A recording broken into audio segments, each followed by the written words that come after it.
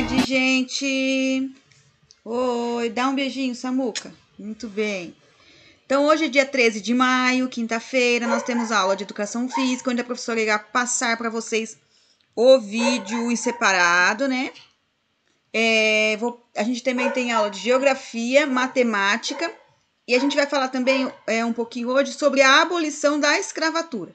Combinado? Então, vamos lá? Abra um livro de vocês na página 58 e 59.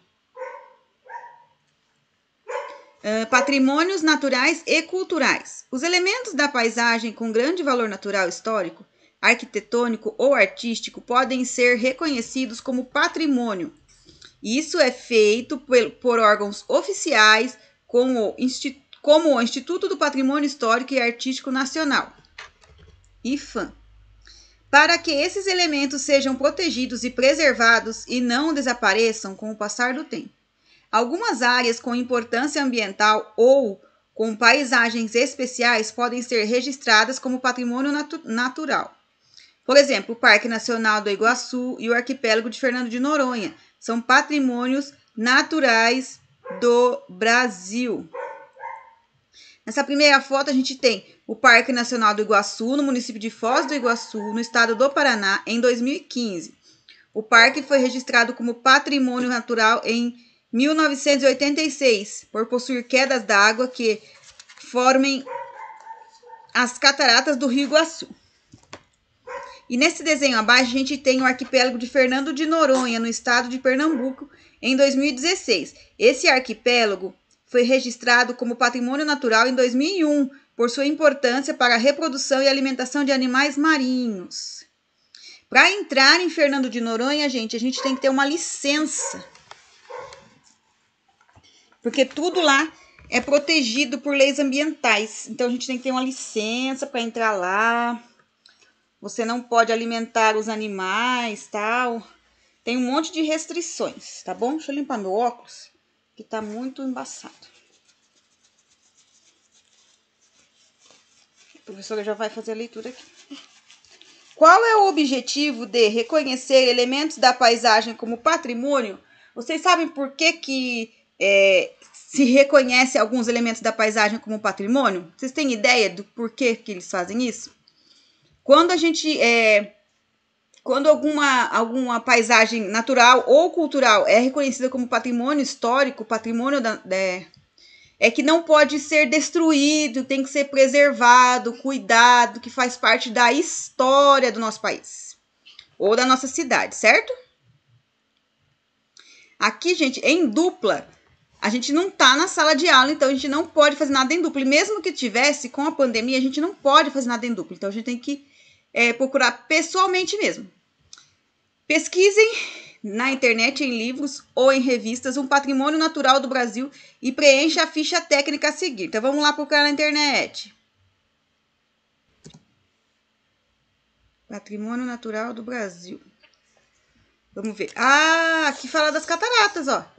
Parque Nacional do Iguaçu, Costa do Descobrimento, reservas da Mata Atlântica, reservas do Sudeste. Então, vamos ver aqui. Vamos abrir aqui para ver. O Brasil tem vários patrimônios naturais na humanidade.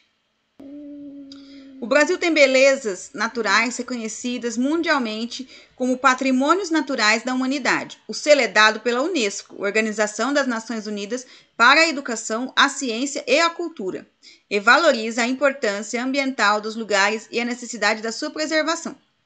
São 7 áreas que ostentam o título do Brasil: Cataratas do Iguaçu, Fernando de Noronha, Anavilhanas, Pantanal, áreas protegidas do Cerrado, Chapada dos Veadeiros e das Emas, Mata Atlântica do Sudeste e Parque Nacional do Monte Pascoal. Parque Nacional do Iguaçu, com área de mais de 185 mil hectares, o Parque Nacional do Iguaçu está localizado no extremo oeste do Paraná, em Foz do Iguaçu. É uma das maiores reservas florestais da América do Sul. Abriga importante patrimônio genético de espécies animais e vegetais e abrange as cataratas do Iguaçu com quedas d'água de até 72 metros de altura. Olha que lindo. Costa do Descobrimento Reservas de Mata Atlântica. A Mata Atlântica é uma das florestas tropicais mais ameaçadas do planeta.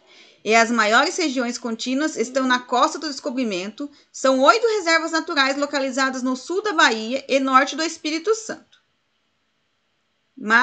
Opa, a professora passou um monte aqui. Mata Atlântica, reservas do Sudeste. As reservas de Mata Atlântica do Sudeste estão localizadas entre os estados de São Paulo e Paraná. Incluem a cadeia de montanhas ao longo das áreas costeiras que abrangem os 17 municípios do Vale do Ribeira de Iguape. São 470 mil hectares de riqueza biológica e evolução histórica do bioma, além das belas paisagens. Área de conservação do Pantanal, formada pelo Parque Nacional do Pantanal e pelas reservas particulares do Patrimônio Natural de Acurizal, Penha e Dorochê. Esta localizada entre o sudoeste do Mato Grosso e noroeste do Mato Grosso do Sul. Com 187 mil hectares, abriga centenas de espécies ameaçadas. É a única região do Pantanal que permanece parcialmente inundada, o que garante fornecimento de água à fauna local. Complexo de Conservação da Amazônia Central. Maior região de floresta tropical protegida do mundo. É composto pela Estação Ecológica Anavilhanas, um dos maiores complexos fluviais do mundo, pelas reservas de desenvolvimento sustentável de Amanhã e Mamiruá e pelo Parque Nacional do Jaú, segundo maior do Brasil.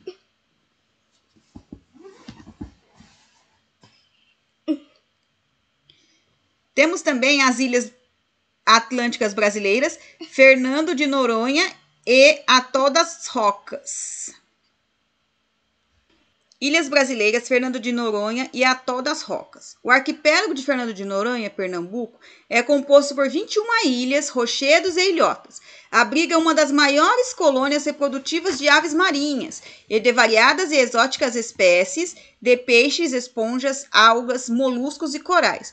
O Atol das Rocas fica a 144 milhas náuticas de Natal, no Rio Grande do Norte. O único atol do Atlântico Sul é a primeira reserva biológica marinha do Brasil e abrange 2 ilhas, a de Farol e a do Cemitério. Cerca de 150 mil aves vivem no local, entre espécies reprodutoras, forrageadoras, migratórias e visitantes esporádicas.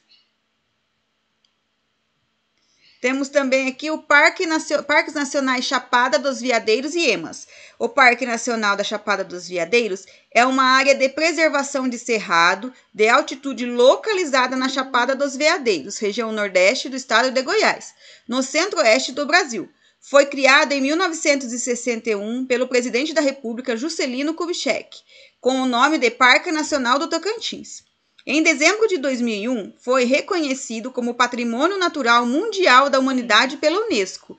Entre as espécies da fauna que habitam o parque, cerca de 50 são classificadas como raras, endêmicas ou sob risco de extinção na área. Aí vocês vão responder essa questão aqui que está aqui no livro. O nome do patrimônio natural que vocês ouviram aí no vídeo, qual deles, onde ele se localiza, em que data se tornou patrimônio e o órgão que o registrou como patrimônio. Se vocês quiserem dar mais uma pesquisadinha no Google, fiquem à vontade, tá bem? Que aqui no vídeo a professora tem que passar meio rápido, porque o tempo aqui, urge, né? Vamos lá. Alguns bens ou conjuntos de bens que fazem parte da cultura brasileira podem ser reconhecidos como patrimônio cultural. Para isso, é preciso que esses bens tenham valor para a cultura e para a história de um ou mais grupos que formam a sociedade brasileira. Por exemplo, o modo de fazer algo e algumas construções podem ser registrados como patrimônios culturais. Então, aqui primeiro eu tenho uma roda de samba, né? O samba de roda, do Recôncavo Baiano, é uma dança que foi registrada como patrimônio cultural em 2004, município de Santo Amaro, no estado da Bahia, em 2017 essa foto foi tirada. Aí tem aqui o Casario Colorido, no Centro Histórico de Olinda, foi registrado como patrimônio cultural em 1982 no município de Olinda, no estado de Pernambuco, em 2015. Aí, gente, a gente tem que responder essa perguntinha 8 aqui. O que é preciso para que um bem seja registrado como patrimônio cultural? Então, o que ele precisa? Ele precisa... É preciso que esse bem tenha valor para a cultura e para a história de um ou mais grupos que formam a sociedade brasileira. Então, não basta ser um prédio antigo ou uma dança antiga. Tem que ter relevância, tem que ser importante para um ou mais grupos que formam a sociedade brasileira, para que ele seja registrado como patrimônio cultural. Tá certo? Então, agora, gente, a gente vai pegar o nosso livro do EMAI e nós vamos fazer a atividade da página 47, né, Samuel? Vamos lá? Use o calendário. Lembra que a professora mostrou o calendário para vocês? Quem não puder olhar na aula anterior, pegue um calendário aí de vocês e vamos resolver os probleminhas que tem aqui abaixo. 1. Maria recebeu uma carta de sua amiga Luísa, convidando-a para sua festa de aniversário que será realizado no dia 21 de junho deste ano. Localize essa data no calendário e descubra que dia da semana será. Então, vamos lá. Vamos ver se dá para a gente pegar aqui. Junho. 22 de junho, aqui, ó. 22 de junho é numa terça-feira. Então, vamos lá. Quantos dias faltam para uma visita ao museu que está agendada para o dia 17 de junho? Essa visita ocorrerá em que trimestre do ano? Vamos lá. Opa. Dia 17 de junho, vamos lá. Dia 17 de junho é numa quinta-feira. Quantos dias faltam? Hoje é dia 13 de maio, né? 1, 2, 3...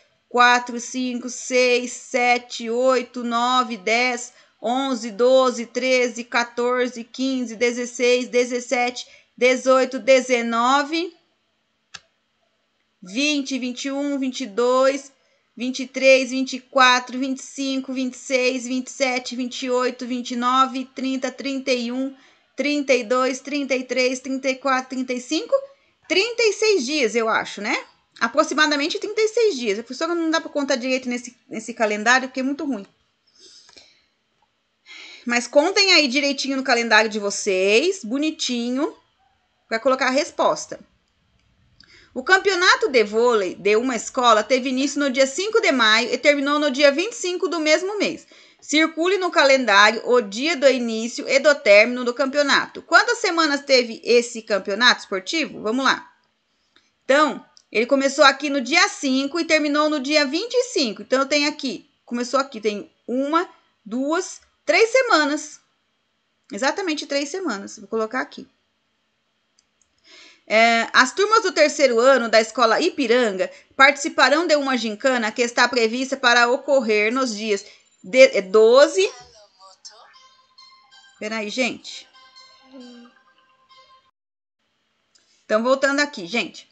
As turmas do terceiro ano da escola Ipiranga participarão de uma gincana que está prevista para ocorrer de 12 a 16 de agosto. Essa gincana ocorrerá no primeiro ou no segundo semestre do ano.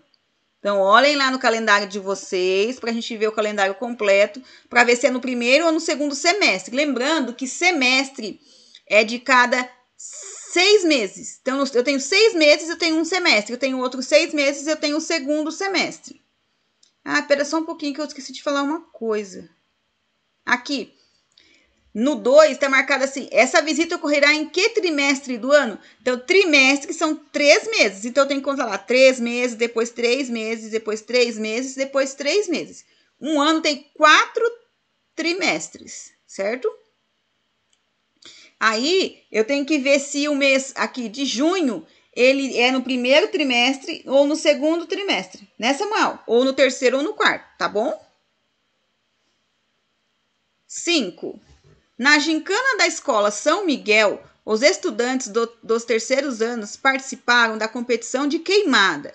O primeiro jogo de queimada iniciou às 10h30 e terminou às 11h15. Quanto tempo durou essa partida? Então, o meu jogo ele começou às 10h30 e terminou às 11h15. Quanto tempo durou esse jogo? Tem que fazer as contas no relógio, gente. Abolição da escravatura, vamos lá. Deixa a professora achar aqui. A abolição da escravatura. Então, aqui, gente. Logo que os portugueses chegaram ao Brasil e começaram a colonização, eles perceberam que havia muito trabalho e pouca mão de obra. A primeira opção foi obrigar os índios a realizar o trabalho duro da lavoura. Mas isso não deu certo na função da pouca resistência dos índios ao trabalho pesado, pois apesar de cultivarem a terra, não era no mesmo ritmo que os portugueses e também os padres que chegaram para catequizar os índios impediam essa exploração. A solução encontrada pelos portugueses foi trazer o que muitos nobres da Europa faziam na época: buscar negros na África para trabalharem como escravos. Essa prática irregular e totalmente contra os princípios de respeito humano foi considerada normal pela maioria das pessoas na época. Mas grupos de pessoas envolvidas com a questão da abolição começaram a surgir em vários países, inclusive no Brasil, tornando-se precursores dos ideais abolicionistas. O abolicionismo no Brasil,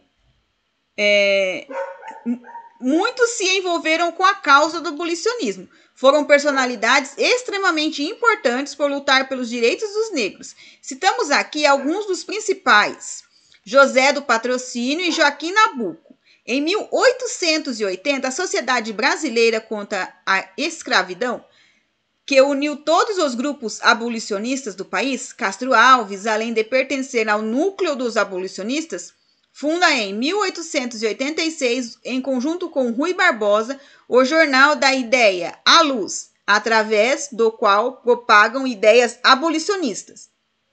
Luiz Gama, o advogado paulista que sempre esteve ligado à causa abolicionista, conseguiu libertar mais escravos, trabalhando somente dentro da lei. Finalmente, em 13 de maio de 1888, a princesa Isabel, princesa regente, assina a Lei Áurea, que declara extinta a escravidão do Brasil. Então, a partir do dia 13 de maio do ano de 1888, a princesa Isabel de Bragança, ela assinou a Lei Áurea, que libertava os escravos, que eles não tinham que fazer mais trabalhos forçados, ok? Abolicionismo no mundo. Na Europa, o português Marquês de Pombal é considerado um dos pioneiros do abolicionismo, decretando o fim da escravatura em Portugal em 1761. Na Inglaterra, o político William Wilberforce dedicou sua vida em prol à libertação dos escravos, e sua primeira conquista foi em 1807, a assinatura do Ato contra o Comércio de Escravos. Na França, os líderes da Revolução Francesa, através da Declaração dos Direitos do Homem e do Cidadão, acabaram por libertar também seus escravos em 1794. Mas Napoleão Bonaparte restabeleceu a escravidão e somente em 1848 os escravos ganharam sua liberdade definitiva. No Chile, foram os generais José de San Martín e José Lucas promoveram a libertação dos escravos em 1818, sendo um dos primeiros países da América a libertar seus escravos. Nos Estados Unidos, o presidente Abraham Lincoln declara a libertação dos escravos em 1863, mediante a assinatura do documento chamado Declaração de Emancipação. Uma curiosidade aqui, gente, o nome Lei Áurea é devido ao fato dos abolicionistas dar à princesa uma pena de ouro para a assinatura do documento. Então, eu quero que vocês respondam aí no caderno de vocês quem foi que assinou a Lei Áurea aqui no Brasil. Quem foi que libertou os escravos? Vocês sabem me dizer? Eu falei o nome de uma princesa que que ela assinou no dia 13 de maio a escravatura do Brasil, a lei de libertação dos escravos.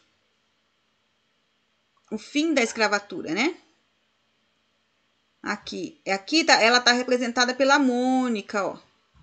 Quer ver? Vou ver se eu consigo aumentar. Olha como ela ficou bacana. Aqui é um escravo, 13 de maio, abolição da escravatura. Aqui foi como o Maurício de Souza, ele retratou ela, ó, com uma caneta de pena de ouro, assinando a libertação dos escravos. Como era o nome dessa princesa? A professora fez a leitura aqui do nome dela. O nome dela é enorme. Quer ver? Vou até procurar aqui o nome.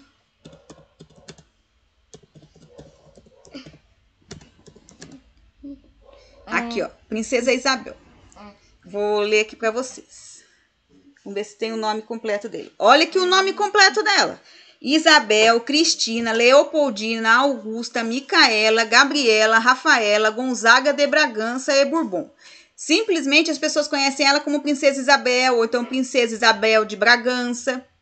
Eles não colocam todo esse nome enorme dela. Eles colocam só, por exemplo, Princesa Isabel ou Princesa Isabel de Bragança. Tá bom? Então, gente, a gente vai ficando por aqui hoje. Samuel, você vai se despedir dos amigos? Vem dar tchau, Samuca. Então, por hoje é só. Fiquem com Deus e até amanhã. Tchau.